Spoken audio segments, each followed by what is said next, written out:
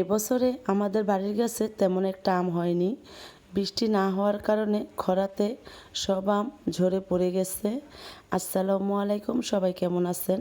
আশা করি ভালো আছেন। তো যাই হোক, আমি বাড়ির গাছের আম দিয়ে কখনোই আচার বানাই না, কারণ যেহেতু ফরমালিন মুক্ত আম, তাই আমি বাচ্চাদের খাওয়াই। আর এই আমগুলো নিয়ে আসছি গ্রামের বাড়ি থেকে। যেহেতু এবছর আমাদের গাছে আম হয়নি, তাই বেশি করে গ্রামের বাড়ি থেকে আমগুলো নিয়ে আসলাম আচার বানানোর জন্য।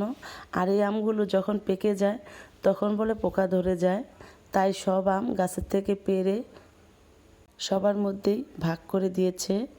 তা আমিও নিয়ে আসছি, 2 ধরনের আচার বানিয়ে নিচ্ছি। তাই আমগুলো কাটার পর আমি রোদ্রে দিয়েছিলাম কিছুক্ষণ। তা রোদ্রে থেকে এনে এখন মশলা মাখিয়ে নিচ্ছি। তো এখানে আমি কি মশলা দিচ্ছি তাই আপনাদের সাথে শেয়ার করে নিব।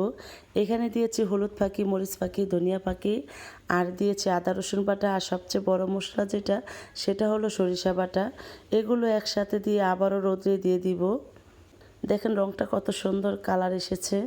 তা যাই হোক, এখন রোদ্রে দিয়ে কিছুক্ষণ পর আবার নিয়ে আসব। আমি এখন একটা কড়াইতে সরিষার তেল দিয়ে দিলাম। গরম করে তেল এখন আমি দিয়ে দিব সে আম কাটাগুলো।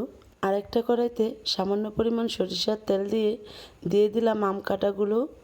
তো এই আচারটা বানাবো মিষ্টি আচার।